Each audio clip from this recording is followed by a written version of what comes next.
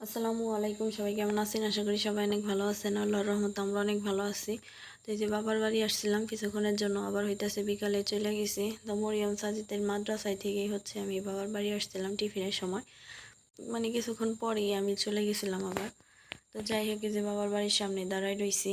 আর এই যে বাবার বাড়ির সামনে রাস্তা, দুই সাইড দিয়ে আর কি রাস্তা গেছে। এই যে বাড়িতে ওঠার পথ।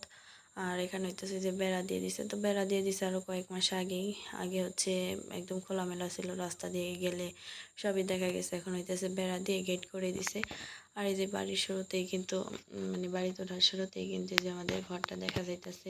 আর এই যে পুরাতন ঘর কিন্তু রং চং করে মানে নতুনের মতো করছে। আর এখানে কিন্তু এই যে দড়ি বাঁধা, সাজিদ মরিয়ম আইসা ঝুললেই খেলে আর কি।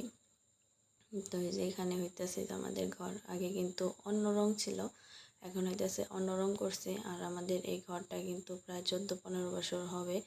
এমনিতেই মানে পুরাতন ঘর, যখন এই ঘরটা কিনে আনছে তখনই কিন্তু পুরাতন ঘর ছিল। তো তারপর হইতেছে আমাদের আবার উঠাইছে, আনার পর তখন এক রং করছিল, তো অনেক বছর হয়ে গেছে ফিরাই যে রং করে করছে আর কি, চকচক হয়ে গেছে গা। এই যে আমাদের এই ঘরে কিন্তু 3টা রুম, বড় বড় 3টা রুম, আর 2টা হচ্ছে কেবিন। ঘরটা কিন্তু অনেক বড়, অনেক বছর আগের, এই কারণে এই যে পাকাগুলা হয়ে গেছে গা। এই যে ঘরটা ফাইটে গেছে।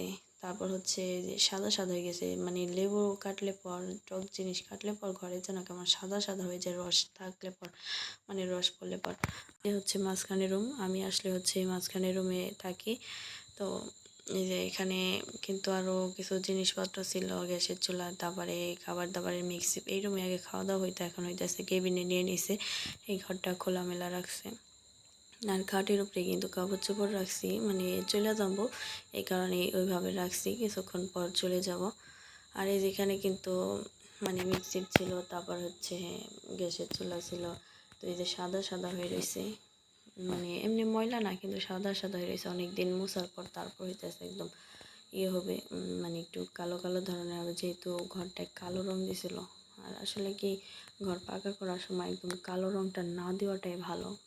অনেক সময় আছে ময়লা পাড়া দিলে পর একদম সাদা হয়ে থাকে, ফুইটা থাকে ঘরের মধ্যে এরকম। তো যাই হোক, এই যে ঘরটা তো দেখতেছেন। আর এখানে যে মানে খাবার দাবারের জন্য এই কেবিনে রাখছে, সমস্ত কিছু খাবার দাবারের আয়োজন এখানেই আছে। তো এই 3টা রুম কিন্তু একদম খোলামেলা রাখছে সুন্দরভাবে। তো এই যে এখানে মানে রং করছে এক একটা এক এক কালার, জানি না কার কাছে কেমন লাগলো। আর সৌন্দর্যের কোনো শেষ নাই, মানে যত টাকা পয়সা খরচ করবো তত সৌন্দর্য হইব। সেটা ওই সনের ঘর হইক আর বিল্ডিং হইক আর টিনের ঘর হইক। যাই হোক, এখানে যে রং টং করছে আরও কিন্তু অনেক সৌন্দর্যের বাকি আছে। আর যেমন এই যে নিচে কার্পেট বিছাইব, শুনছি আব্বা যে কার্পেট বিছাইব। ঘরটা কিন্তু ফাইটে গেছে গা, কার্পেট বিছাইতে হইব। তারপর যেমন ঘরে পর্দা টানালে আর ফার্নিচার নানান জায়গায় নানানটা বসালে কিন্তু ঘরটা এমনিতে অনেক সৌন্দর্য লাগবে। আর উপরে যে নলি বাঁশের বেড়া, ওইটা কিন্তু আগে রং ছিল না, এবার নামাইয়ে তারপরে রং করছে। তো মাঝখানের রুমে 2 কালারের রং দিছে, আর এই কোনার রুমে 3 কালারের রং দিয়ে বেড়াটা সাজাইছে।